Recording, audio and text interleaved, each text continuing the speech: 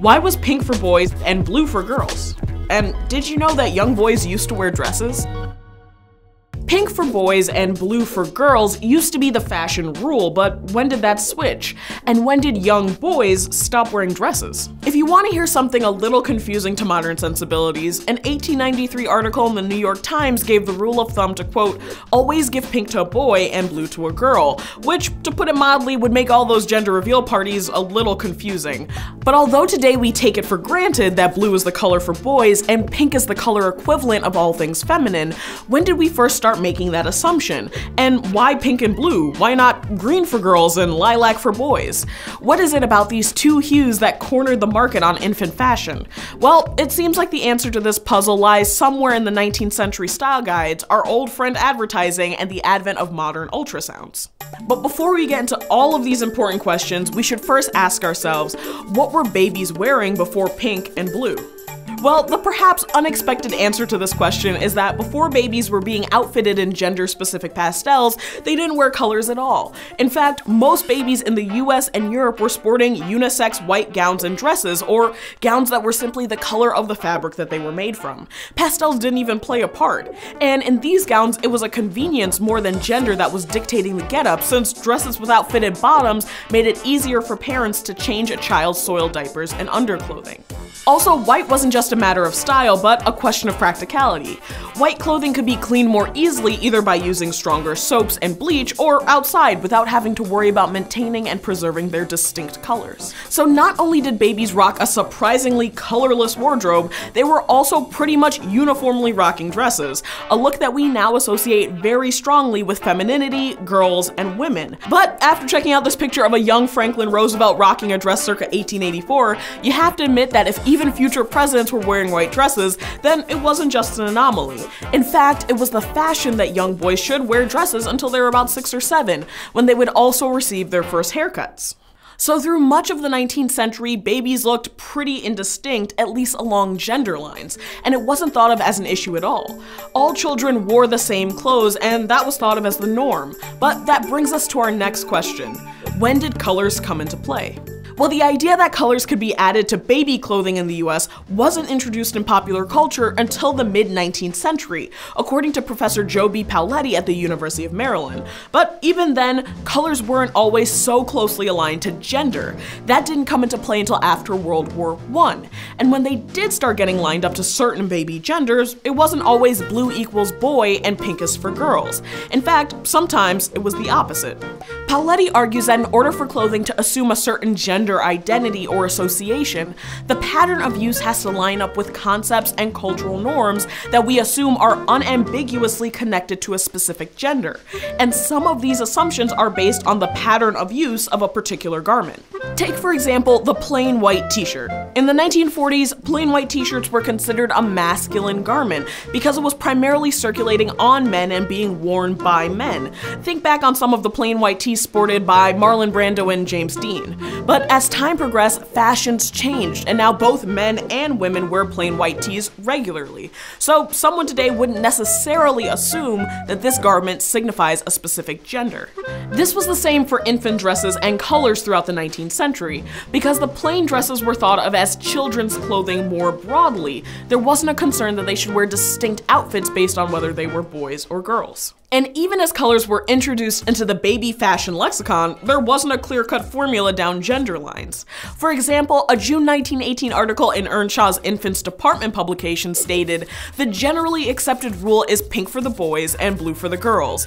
The reason is that pink, being the more decided and strong color, is more suitable for the boy, while blue, which is more delicate and dainty, is prettier for the girl."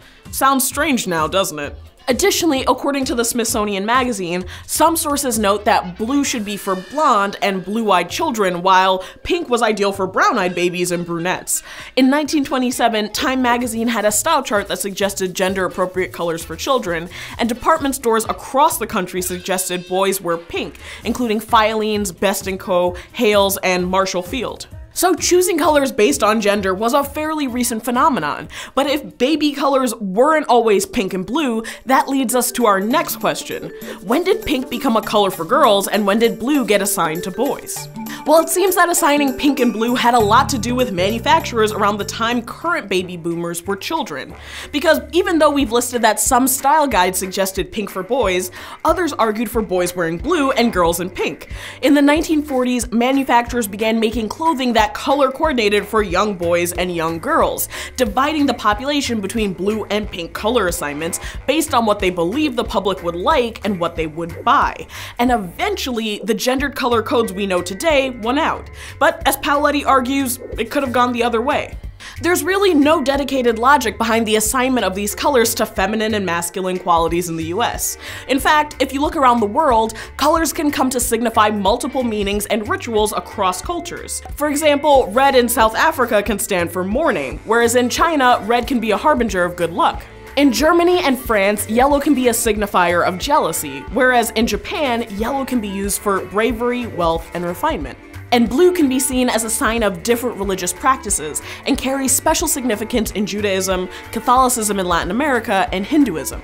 So colors are up for grabs as cultural markers, and the designation of pink and blue to certain genders was as much about the marketing choices at the beginning of the 20th century as it was about preferences believed to be tied to masculine and feminine traits. In fact, even though pink and blue color codes, boys wearing pants to emulate their fathers, and infant girls wearing dresses to mirror mom, saw a rise in popularity at the beginning of the 20th century, it somewhat waned in the 1960s. With the rise of the women's liberation movement, there was some easing in the manufacturer's push of color-coded and gender-specific clothing, with unisex clothes seeing some popularity again. So even though there still remained pink clothes for girls, there was a wider range of outfits designed to give young girls more freedom of movement and activity than the more standard dresses. But by the 1980s, we see the cementing of color-coded clothing for infants with specific gendering, and that may be related to improvements in ultrasound technology. Around 1985, when ultrasounds were getting clearer and clearer, parents were able to ask their healthcare provider the big question at the heart of every gender reveal video: are we having a boy or a girl?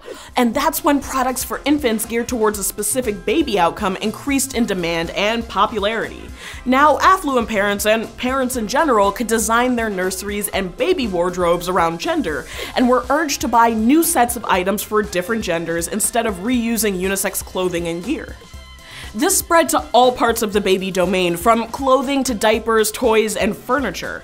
Also, the idea that a person should be able to distinguish a baby's gender as soon as you see them stood at the heart of many pushes to dress children in noticeably different clothing that would distinguish them one from another, whereas prior to the 20th century, this wasn't considered a pressing concern of most parents looking for baby attire. So, how does it all add up? Well, it seems like through most of the 19th century, US babies all wore dresses, and those dresses were almost always white. And parents, while still concerned with the identity of their babies, weren't as anxious to distinguish them from each other in infancy through their attire. In fact, children's clothes were designed with ease in mind, more so than displaying masculine or feminine traits.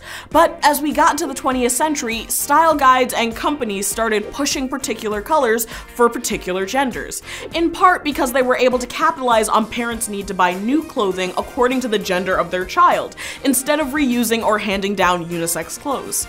And although gendered colors were waning by the 60s and 70s, improvements in ultrasounds allowed parents to make predictions and nursery design plans around the gender of upcoming babies. So even though pink and blue could easily be reversed, it might not have changed how we conceive of gender in the popular domain, but rather how we draw associations and assumptions about gender based on certain color schemes. So what do you think? Any more resources to add about the history of boys wearing blue and girls in pink? Drop them below. Be sure to follow us on Facebook, YouTube, and Instagram, and we'll see you next week. We received a lot of awesome feedback from last week's episode on the origins of the ink blot test and wanted to give a few shout outs. So thank you to David Thomas, Renee Scanlon, and Rhonda Boyle from Facebook, and also hello to Joseph Corridon, Ness T, and Weehawk from YouTube. So that's it for ink blots, and we'll see you next week.